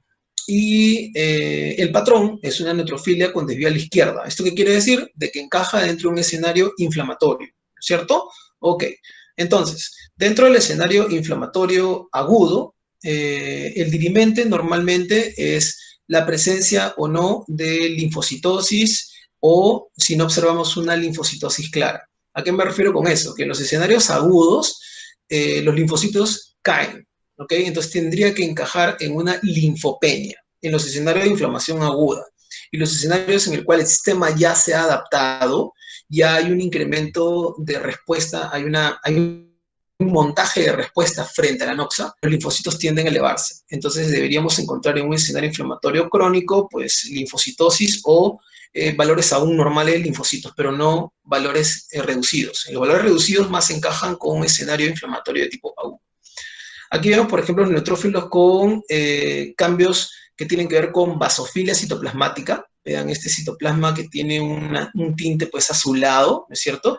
Y algunas concentraciones un poco más notorias o densas, algunas condensaciones también basófilas, entiéndase azules, ¿no? Con cierta tonalidad azul, ¿no? Que son los cuerpos de Doyle, ¿ok? Esta es una muestra de un gatito también, ¿no? En el cual vemos una presencia de neutrófilos tóxicos. ¿Y por qué son tóxicos? Porque el citoplasma de los neutrófilos no debe tener ninguna clase de afinidad basófila, ninguna. Al contrario, la granularidad muy fina que deben tener los neutrófilos de observarla tiene que ser vinculada a la acidofilia, es decir, tiene que ser gránulos finamente con una intensidad tenue de color rosa, ¿no? Es decir, en la escala de los rojos. Pero cualquier tonalidad que se acerque a lo azul es signo de toxicidad. Y como vemos en el cuadro aquí a la mano derecha, vemos que existe una graduabilidad de los cambios tóxicos, ¿no? En más o menos unas 3 cruces aproximadamente, y vemos, por ejemplo, que el primer grado de toxicidad está dado por cuerpos de Doyle, que justamente son estas estructuras basófilas, estas condensaciones que ustedes ven en el citoplasma. En algunos puntos acá se ve con claridad, aquí, en este acá, ¿ven? Hay unas condensaciones basófilas en el citoplasma. Esos son los cuerpos de Doyle, ¿no? Estos cuerpos de Doyle son muy comunes en los gatitos. Inclusive cuando solamente ven cuerpos de Doyle, no deberían reportarse, son bastante comunes, ¿no? Y también tenemos pues a la basofilia citoplasmática como eje también importante. Estas células tienen basofilia citoplasmática, ¿no? Otro punto interesante es la vacuolización citoplasmática. Aquí estas células no presentan vacuolización, ¿no? Son vacuolas en el citoplasma que representan o refieren a lisosomas, ¿no? Estas células no tienen vacuolización, por lo tanto estarían aproximadamente en un grado 2, ¿no? De presencia de cambios tóxicos, como para poder informarse en un leucograma, ¿no? Entonces, cuando ustedes vean un leucograma, obviamente un hemograma, cambios tóxicos, están vinculados pues a cambios o alteraciones en la morfología de los leucocitos. Y estos cambios tienen que ver con el origen. Es decir, estos cambios no se desarrollaron en circulación, sino son errores que se dan en la médula ósea en el proceso, tanto de proliferación como de maduración de los neutrófilos en la médula. ¿Se acuerdan ese cuadrito de 7 a 10 días en la médula en que te veían 2 componentes? Pues allí, en ese cambio de una célula a otra, van a ocurrir diversas alteraciones producto del escenario inflamatorio, de la rapidez del escenario inflamatorio muchas veces. Es como, siempre les pongo este ejemplo a los chicos, ¿no? Imagínense que yo les deje una asignación, hoy estamos domingo, para el siguiente domingo, y que, ok, todos están tranquilos, llegamos al lunes, llegamos al martes, y luego el día martes les digo, chicos, el trabajo ya no es para el domingo, sino es para el miércoles, ¿ok? O sea, para mañana, porque estamos martes. Entonces, ¿cómo va a salir ese trabajo? Ese trabajo va a salir mal, ¿no es cierto? ¿Por qué? Porque en la premura uno no va a poder hacer las cosas o no se va a poder organizar como si se organizara de domingo a domingo, ¿no es cierto? Es decir, teniendo 7 días de trabajo, ¿ok? Entonces, lo mismo pasa en la médula ósea. En la médula ósea, el escenario inflamatorio le exige a la médula poder responder, ¿no es cierto? Entonces, pero si es de un momento a otro, evidentemente van a haber cambios, ¿no? Van a generarse alteraciones, es decir, errores en la tarea. ¿Y cuál es la tarea? Generar nuevos neutrófilos. Esos errores son los cambios tóxicos. ¿Y dónde se dan? Se dan en médula ósea, no en circulación. Es decir, la célula ya sale de médula ósea con estas fallas, morfológicas principalmente. Luego, en los grados superiores, se mantienen o se marca mucho más la basofilia, se marca mucho más también la vacuolización, y también tenemos la aparición de gránulos tóxicos. Estos gránulos tóxicos ya tienen que ver con grados superiores de toxicidad, ¿no? Respecto a la otra población importante, que son los linfocitos, pues este cuadrito es interesante porque resume un poco la circulación linfocitaria en el cuerpo, ¿no? Que tiene que ver con los linfocitos que pueden medirse en un hemograma, ¿no? Que son los que están circulando. ¿Recuerdan el componente circulante, el componente marginal en neutrófilos que vimos hace un rato? Pues linfocitos también tiene lo mismo. Tiene células que están adheridas al endotelio y células que circulan, ¿no? Entonces, estas células que están circulantes son las que podemos medir. En cambio, las que están adheridas a nivel capilar no las podemos medir, ¿no? Esquemáticamente están aquí juntas, interactuando con el endotelio, ¿no? Pero, ¿cuáles son los lugares en el que los linfocitos van a trabajar? Principalmente los tejidos, ¿no? Van a salir los vasos sanguíneos para interactuar con los tejidos. Muy importante el rol de los linfocitos. ¿Por qué? Porque son patrulleros. Tienen siempre que ir a los tejidos para interactuar, porque de repente hay algún tipo de demanda o actividad para iniciar una respuesta inmunológica, ¿no es cierto? Es decir, de presentación, etc. ¿Ok? Y luego, una vez que interactúan con los tejidos, entran a tallar los vasos linfáticos de tipo aferente.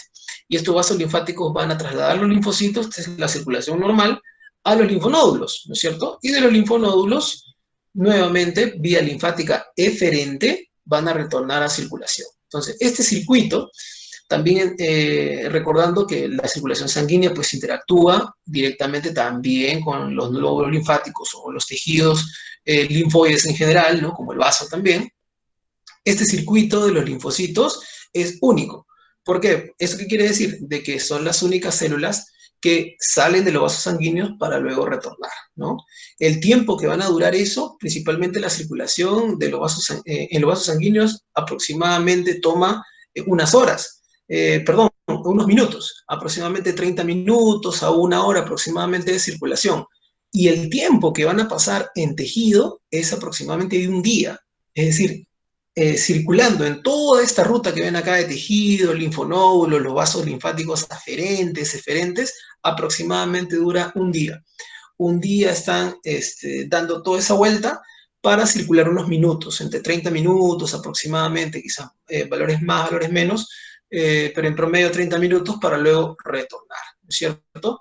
Y respecto al tiempo de vida medio va a depender del tipo de linfocito que sea, ¿no? Los que tienen un mayor tiempo de vida son los plasmocitos, las células de tipo B, principalmente las de memoria, ¿no? Las células de los linfocitos de memoria también tienen una vida prolongada entre meses, inclusive pudiendo llegar hasta un año, inclusive más, ¿no? Son células bastante longevas.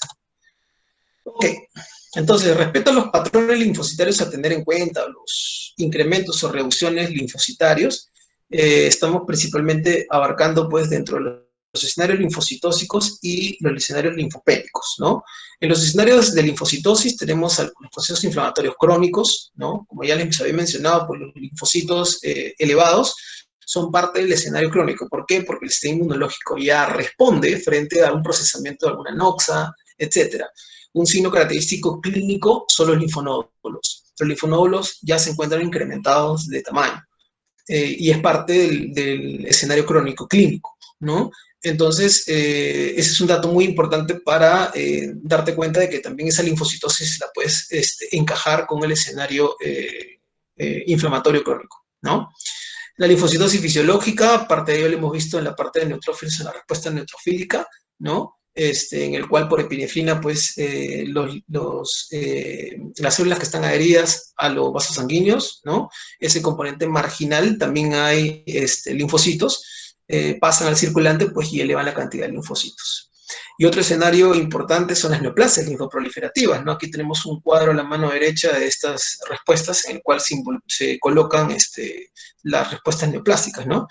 Y las linfopenias están vinculadas, pues, contrariamente al escenario, al proceso inflamatorio de tipo agudo, ¿no? Como les mencionaba, los linfocitos en un escenario inflamatorio agudo caen. ¿Y por qué caen? Porque la salida de los linfocitos es mayor, ¿no? Es constante, y el número de linfocitos circulantes cae. ¿Y por qué los linfocitos salen? Es para tener una mayor interacción para iniciar una respuesta inmunológica, ¿no? Entonces, rápidamente se desplazan a tejido. Entonces, ese desplazamiento de los linfocitos en circulación hace que su valor en contagio caiga en un escenario inflamatorio de tipo agudo, ¿no? Obviamente, en paralelo, los neutrófilos se elevan, pudiendo o no marcar un desvío a la izquierda, ¿no? La linfopenia esteroidea, como les mencionaba anteriormente, pues generada por el cuadro de estrés que causa linfólisis o arresto linfocitario o linfoide en órganos linfoides como los linfonodos, ¿no? La linfopenia por depresión, que básicamente está ligado a algún tipo de afectación del circuito linfático, principalmente esto se puede observar, por ejemplo, por desgarros o rupturas de conducto torácico, por ejemplo, ¿no? En el cual los linfocitos, lejos de retornar, se corta el ciclo y pasan a cavidad, formando esa efusión que se denomina quilo, ¿no? Esa efusión quilosa, y ocasiona una depresión por el corte del circuito, ya no retornan a sangre periférica, pues sí, paulatinamente la cantidad de linfocitos cae en circulación cuando medimos en sangre periférica los linfocitos, ¿no? Y luego la linfopenia por hipoplasia o aplasia linfoide, que tiene que ver con una afectación directa a nivel de los linfonódulos, es decir, en la parte de producción. Entiéndase que de la población de linfoides, tanto B, T y NK, ¿no? Los B y NK se desarrollan de manera completa en médula ósea y los T se desarrollan principalmente a nivel de nódulos linfáticos y órganos linfoides en general. Entonces, esta hipoplasia o aplasia linfoide va a afectar principalmente a la población de células T, ¿no? Porque la población de células B se desarrolla en órganos como médula ósea junto con NK, ¿no?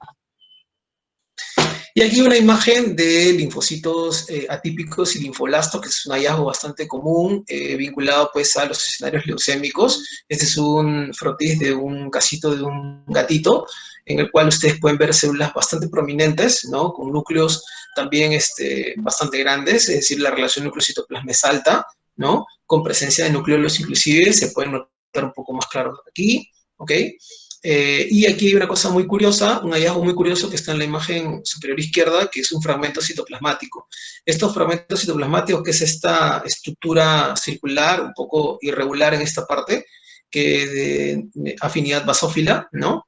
No es una plaqueta, justo la plaqueta está acá al costado, ¿no? Al costado derecho, ¿no? Es un fragmento de estas células, ¿no? De estas células, un fragmento citoplasmático. ¿Por qué? Porque como estas células están proliferando mucho, muy probablemente desde médula ósea, ¿no?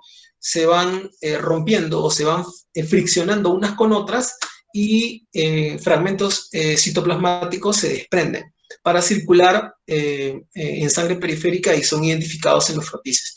Esto es muy común en los linfonódulos. Entonces, este hallazgo citológico o criterio citológico del linfonódulo se aplica a sangre periférica. Como punto muy importante, en este hallazgo, pues descartar casos de leucemia felina, ¿no? Y en el mercado, pues existen descartes rápidos para poder hacerlo. Respecto a los eosinófilos y los basófilos, porque hay una vinculación muy fuerte entre eosinófilos y basófilos, pero principalmente en el caso de los eosinófilos, pues siempre mi recomendación es ante las eosinofilias, porque son los criterios más importantes. Las eosinopenias, si bien es cierto, son parte del escenario de leucorama por estrés o respuesta esteroidea, pero las respuestas más importantes y que aportan un dato clínico a la evaluación para poder interpretar una respuesta son las eosinofilias, ¿no? Y un punto importante, entender de que una eosinofilia no va a representar una alteración real. ¿A qué me refiero con eso? De que un incremento de eosinófilos, solo uno, no va a dar una señal de alerta, ya que no va a representar una enfermedad de base en el fondo, ¿ok? Porque podría haber una respuesta transitoria. En este caso, estamos principalmente enfocándonos en eosinofilias persistentes, ¿no? Una eosinofilia persistente en el que son cantidades repetidas, elevadas de eosinófilos en evaluaciones cercanas, entiéndase de 5 a 7 días, en el cual los eosinófilos se han elevado. Si bien es cierto, si los signos clínicos son conducentes a pensar en una enfermedad parasitaria y encontramos una eosinofilia en el hemograma de evaluación, ni vuelta que darle. Estamos frente a un escenario de ese tipo. ¿Por qué? Porque las eosinofilias son vinculadas directamente a los parásitos, ¿no es cierto? Principalmente parásitos, por ejemplo, como parásitos redondos, parásitos planos, por ejemplo, ¿no? Pero si tenemos una eosinofilia cuyo origen es aparentemente incierto, tendríamos que hacer mediciones repetidas en promedio, ¿no? Cada 24 horas a 48 horas, como mínimo, para poder realmente entender si es que esa eosinofilia es solamente un hallazgo incidental o tiene que ver con una enfermedad de base. Entonces, ¿cuáles son los tejidos que se pueden evaluar? Se pueden evaluar o se tienen que evaluar necesariamente piel, ¿no es cierto? Tracto respiratorio y tracto digestivo. Estas tres áreas a nivel del cuerpo del animal es importante de revisar clínicamente. ¿Por qué? Porque pueden existir enfermedades alérgicas, enfermedades parasitarias, enfermedades que tienen que ver, como por ejemplo en el caso de los gatos, como el síndrome hipereosinofílico, ¿no? Revisar cavidad oral, ¿ok? Pueden estar cursando con placas también, ¿no? Es decir, estos tres puntos tienen que ser revisados necesariamente para poder acercarnos al incremento de eosinófilos, o sea, a la razón del incremento de eosinófilos. Pero lo que siempre trato de transmitir es que esta eosinofilia tenga que ser persistente en el tiempo, ¿no? Para que pueda ser representativa de algún tipo de hallazgo o patología de base.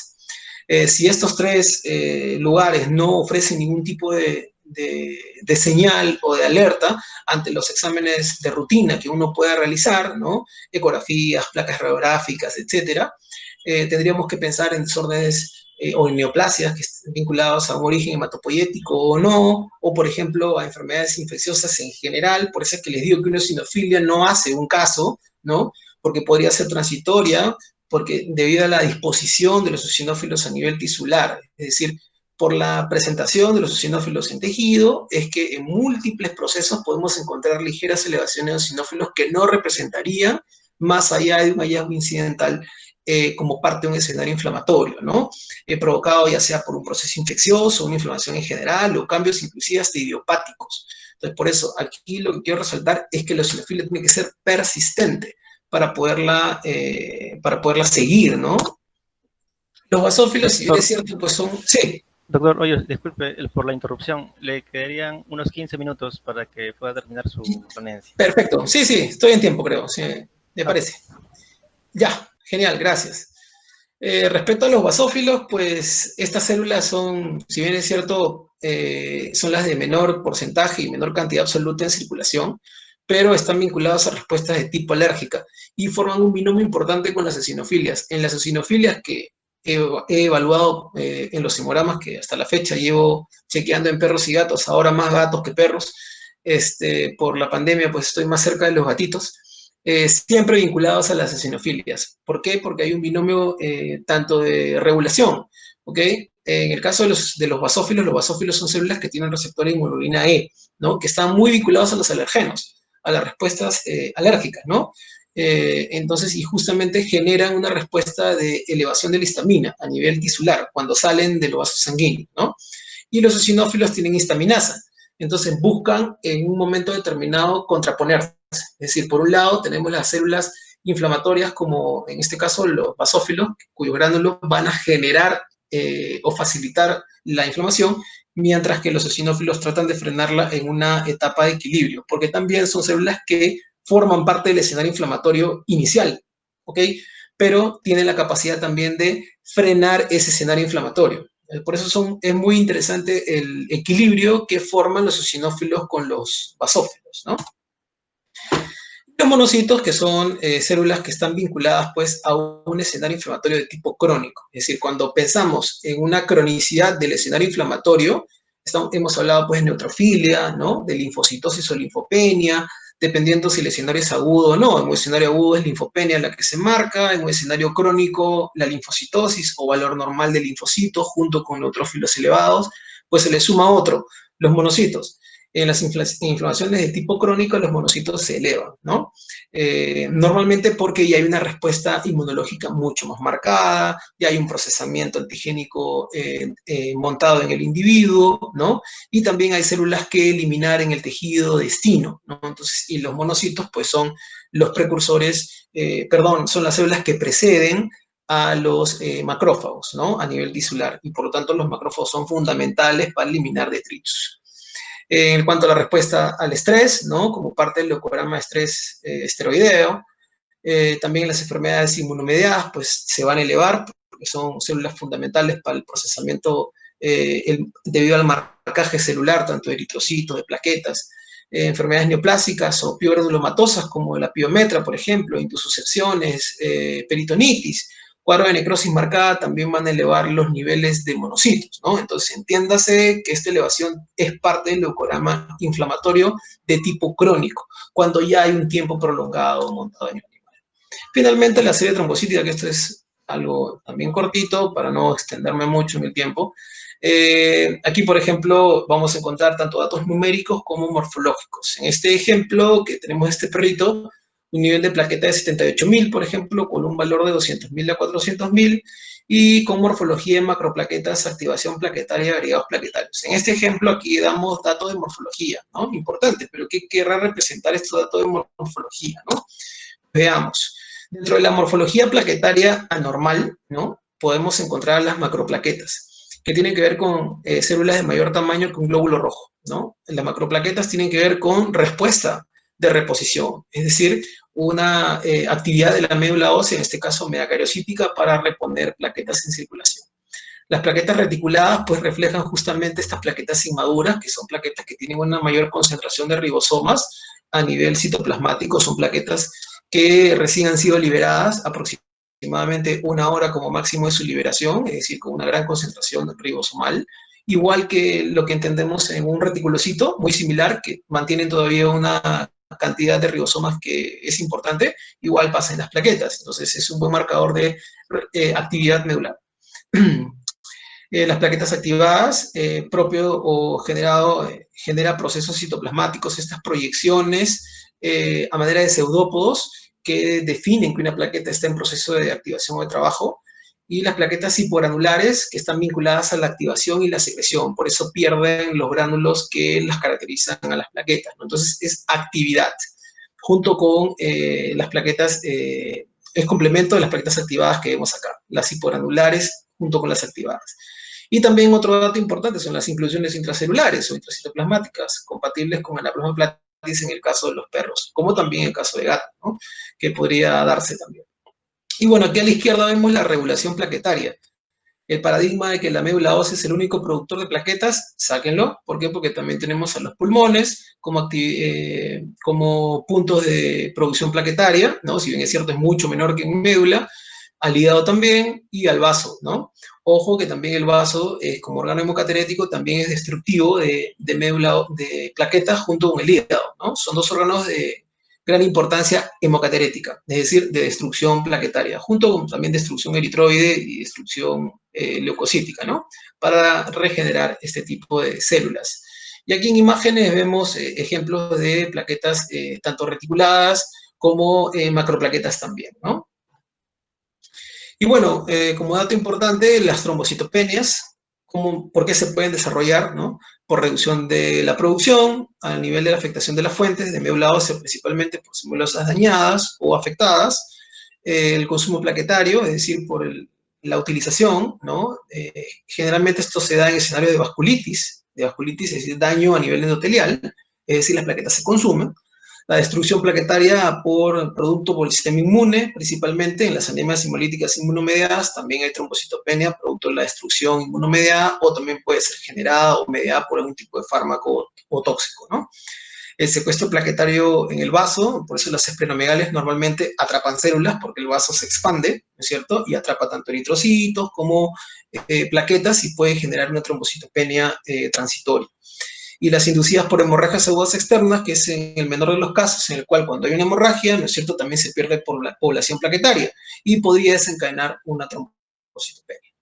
Y los escenarios de trombocitosis vinculados a los efectos de eritropoyetina, porque la eritropoyetina tiene un efecto directo sobre la formación de plaquetas, es decir, van a elevar la cantidad de plaquetas circulantes, producto de un escenario anémico, principalmente de tipo no regenerativo o regenerativo, cualquiera de los dos puede generar una trombocitosis, o también el efecto de rebote en una trombocitopenia previa, es decir, el animal, tanto perro o gato, tuvo una trombocitopenia, se le dio una terapéutica, por ejemplo, una trombocitopenia inmunomediada, se le dio prednisolona, ok, entonces el rebote es una respuesta medular marcada y genera una trombocitosis. Pero la trombocitosis es transitoria y luego se regula en aproximadamente 5 a 7 días, ¿no? Va en franca caída, porque ese es el periodo de tiempo de vida medio de una plaqueta.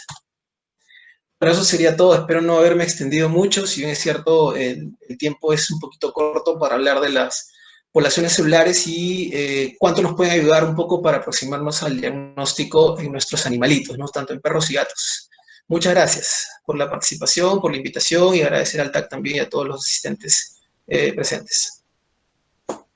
Excelente charla, doctor. Muchas gracias por su ponencia. Vamos a esperar un ratito para ver si los participantes hacen sus preguntas, porque hasta ahora Sí, no, claro. no hay preguntas. No se preocupen. Bueno, recordar por mientras a los participantes de que pueden inscribirse al sorteo que está organizando Representaciones Durán. Está en el chat, el link, pueden inscribirse.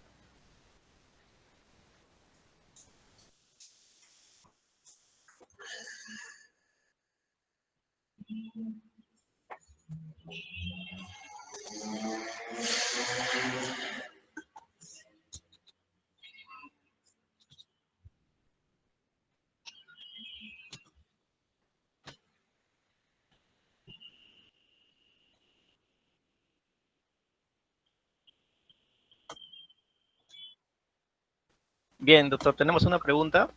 Sí, El claro. doctor Kevin Ponce le pregunta: buenas noches, doctor. A su opinión, ¿qué tan necesario es realizar un hemograma a un cachorro clínicamente sano para iniciar su vacunación? Es muy importante porque entra dentro de la, creo que en la primera o segunda diapo puse en justificaciones, previa a tratamientos, ok, entiéndase a la vacunación un tratamiento, ¿no? Entre comillas, ¿no? ¿Por qué? Porque vamos a inocular un componente importante para generar una respuesta inmunológica. Entonces, en un cachorro tenemos que garantizar de que la respuesta inmunológica va a ser buena, ¿no? Entonces, ¿a qué me refiero con eso? Que la cantidad de linfocitos circulantes en promedio y la morfología de los mismos es buena, ¿no? O está dentro de los parámetros referenciales. Es decir, morfología buena o correcta y cantidades o valores adecuados. Hay que tener también mucho cuidado con el tema de la edad exacta en la que vamos a chequear al animal. ¿Por qué? Porque existe evidentemente cambios a nivel de edades tempranas, ¿no es cierto?, que más o menos se regulan en el caso del hematocrito, por ejemplo, que es muy importante. El hematocrito tiene una caída desde el nacimiento, pero que se empieza a regular entre los 60 a 80 días, normalizándose a los 120 días aproximadamente, en el que el hematocrito en promedio ya a los 120 días llega a 40. Pero hablando de serie roja, pero si me hablas de una vacuna en particular, eso tiene que ver con la batería linfoide, ¿me entiendes? ¿Por qué? Porque son las células trascendentes para que tu vacuna funcione. Entonces, ¿cómo generamos eso? Contagio de leucocitos tiene que ser normal, cantidad de linfocitos tiene que ser normal y morfología linfocitaria tiene que ser normal. Entonces, si la cantidad, morfología y el valor de leucocitos en general está dentro de los rangos esperados, lo más probable es que tu vacuna tenga éxito. Pero evidentemente pues ahí tiene que ver también el entorno o el ambiente como el animal está siendo cuidado. ¿Por qué? Porque muchas veces te puede agarrar, como todos sabemos, en una fase en la cual todavía está en preincubación y aplicamos la vacuna, pero ese proceso infeccioso ya es irreversible. Va a ir avanzando porque el animal en un inicio no tuvo registro vacunal ni anticuerpos que lo defiendan, ¿no? Pero básicamente eso sería la importancia, ¿no? Considero que es fundamental siempre ante el inicio vacunal. Inclusive podríamos encontrar algún tipo de anormalidad previamente y que la vacuna pueda complicar después. Más que la vacuna, también los coadyuvantes, ¿no? Muchas gracias, doctor. Bastante claro. La doctora Guadalupe le pregunta, Sí. bueno, primero, bonita charla, doctor. ¿En qué casos se daría la superposición de un desvío a la izquierda y derecha? ¿Y por qué en las muestras sanguíneas de felinos es común hallar pseudotrombocitopenias? Muchas gracias. Sí, claro. Ese es un hallazgo que yo también lo he tenido, tanto los desvíos a la derecha como los desvíos a la izquierda superpuestos, ¿no? Lo he observado principalmente en perros. Y eso tiene que ver con el efecto, pues, de una enfermedad inflamatoria y el estrés que te genera una enfermedad inflamatoria. Es uno de los criterios que siempre trato de reforzar un poco. A veces quizás se me va un poco en las ideas, pero toda enfermedad inflamatoria de base genera un estrés. Es como nosotros, por ejemplo, si estuviésemos resfriados o estuviésemos con un problema digestivo, ¿no? Estamos sometidos, nuestro cuerpo está sometido a un escenario estresante y eso genera la producción de corticoides endógenos. Entonces, esa situación inflamatoria, el escenario inflamatorio por un lado, ¿no?, va en paralelo con el escenario de estrés, ¿no?, que no es un estrés inmediato, sino es un estrés con los días, ¿no es cierto? Entonces, porque no nos sentimos bien. Entonces, imaginémonos un animal, un perro y un gato, ¿ok? Entonces, esa misma conjunción de escenarios, tanto el escenario esteroideo como el escenario inflamatorio, ya sea agudo o crónico, que he mencionado que son dos grafías de leucograma diferentes, se superponen. Entonces, el desvío a la izquierda se coloca junto, se observa en un frotis junto con hipersegmentación. Lo hemos visto. ¿Y por qué? ¿Por qué? Porque eso refleja que las enfermedades inflamatorias, menciono nuevamente, no necesariamente infecciosas, van a generar un estrés en el animal. Entonces se van a liberar corticoides y pueden desencadenar hipersegmentación en algunos casos en el cual la enfermedad es muy intensa. Muchas gracias, doctor. Bien, bueno, agradecemos de parte del TAC al doctor Luis Hoyos por habernos brindado esta ponencia muy genial el día de hoy. Y en reconocimiento a ello, en los próximos días, el TAC, a nombre de la Facultad de Medicina Veterinaria de la Universidad Nacional Mayor San Marcos, le va a brindar una constancia. Y bueno, gracias, gracias. nada. Y bueno, antes de finalizar, bueno, como ha sido en todas las charlas, les invitamos a todos los participantes a encender sus cámaras para poder tomar una captura grupal. Esperemos unos segundos para que se realice la captura. A ver, ¿dónde están las cámaras abiertas? Por favor, enciendan sus cámaras. Por favor. ¿Dónde están los de quinto acá? Listo, ya tomaron la captura de pantalla. Aquí los participantes le dicen excelente potencia, muchas gracias doctor, excelente ponencia. Y no. Bueno, a los participantes, antes de que se vayan, bueno, acá dice, el doctor Ponce nos dice, ¿se puede una pregunta rápida? Sí, Kevin, adelante, puedes escribir tu pregunta. Sí, claro, sí, adelante. Le pregunta, ¿qué vendría a ser el platelecrito? El plaquetocrito. Ajá, plaquetocrito. Bueno, él le ha puesto platelecrito, ¿no? Bueno, el término, imagino que debe ser el plaquetocrito, ¿no? Que es el porcentaje de plaquetas en circulación, ¿no? Que es un porcentaje bastante bajo, porque los datos que están relacionados a plaquetas tienen que ver con el volumen plaquetario medio, el porcentaje que alcanzan las plaquetas, que es un porcentaje muy reducido, mucho menor que el porcentaje que tienen inclusive los leucocitos, que es cercano al 1 o 2%, pero son datos que tienen que ver con volumen, con cantidad o con proporción mejor dicho, de plaquetas en circulación, pero los marcadores más importantes para plaquetas, es un marcador importante, sí, tiene que ver con la cantidad absoluta de plaquetas que actualmente pues, se calculan si es que tienen una máquina automatizada, ese dato tiene que ser cotejado en un frotis, ¿no? A nivel de monocapa, que está expresada en cientos de miles, en 200.000 a 400.000, máximo 450.000 en un perro, y en los gatos puede llegar hasta 600.000, ¿no? Entre 550.000 hasta 600.000 en un gatito, ¿no? Que tienen mayor número de plaquetas, pero está obviamente relacionado pues con el porcentaje de distribución plaquetaria en un volumen total sanguíneo, ¿no? Que es un dato que también tienes para glóbulos rojos y para leucocitos, que en promedio va de 1% es el promedio, ¿no? Pudiendo llegar a 1.5 en volumen total sanguíneo, ¿no? Ok, doctor. Sí, dice, muchas gracias, doctor. Bien, antes de que se retiren los participantes, vamos a realizar el sorteo por parte de Representaciones Durán. A ver si mis compañeros del TAC me pueden ayudar para el sorteo. ¿Me puedo quedar para el sorteo, no? Claro, doctor. Ah, ya, ok. De repente sale otra pregunta por ahí.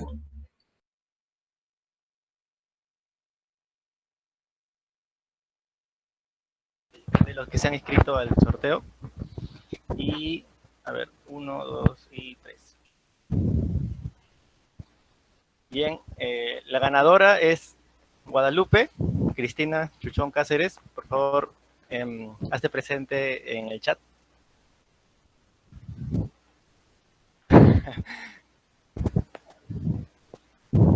Listo, genial. No sé si el doctor te podrá responder la pregunta, si estará ahí. Sí, por acá. ¿Qué pasó? Cuéntame. Ya, sí. Bueno, no, sí, bueno, ya recién el sorteo, ganó la doctora Guadalupe, pero la doctora le tiene una pregunta. ¿Quién? ¿La doctora Guadalupe Chuchón? Sí. Ok, perfecto. Sí, le pregunta, en pacientes felinos asmáticos, sí. ¿Los cuadros de eosinofilia son severos? Al parecer, no, al ser un cuadro crónico, ¿se esperaría linfocitos y neutrofilia también? ¿O qué patrón hematológico suelen presentar? Sí, claro. En los cuadros asmáticos lo que se espera es que exista, ¿se acuerdan que puse una diapositiva en la cual marqué la eosinofilia persistente? ¿Es cierto? Ok.